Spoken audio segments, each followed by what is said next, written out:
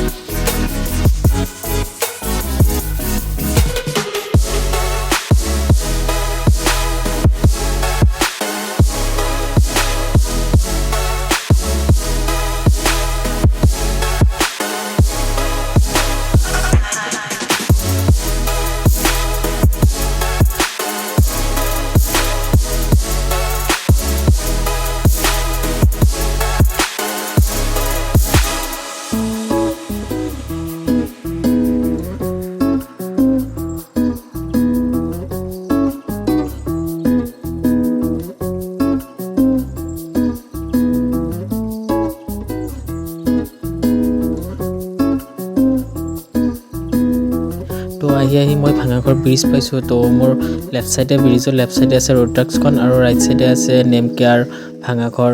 তো উলুবাৰী চাইডৰ পৰা আহিলে ৰাইট চাইড পৰে। তো এইটো নেমকেয়াৰ, ইফালে ব্ৰিজৰ ওপৰেৰে গৈছে ৰাস্তাটো ভাঙাঘৰলৈকে। উলুবাৰীৰ পৰা আহিলে ৰাইট চাইড পৰে আৰু গণেশগুৰি চাইডৰ পৰা আহিলে লেফ্ট চাইড পৰে। তো মই এনেকৈ আকৌ গণেশগুৰিলৈকে আহি আছোঁ ব্ৰিজৰ ওপৰেৰে লাহে লাহে।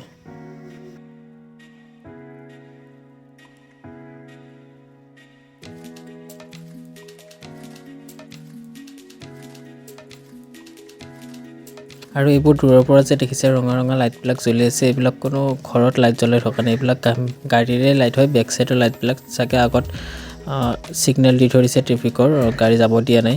তো সেইকাৰণে লাইটবিলাক মানে চব ৰঙা হৈ আছে। হয়, আগত মানে ছিগনেল দি থৈ দিছে, ৰেড ছিগনেল যাব দিয়া নাই। তো টাইমিং লাগি আছে। তো অলপ সময় ৰৈ দিওঁ, ৰৈ কিনে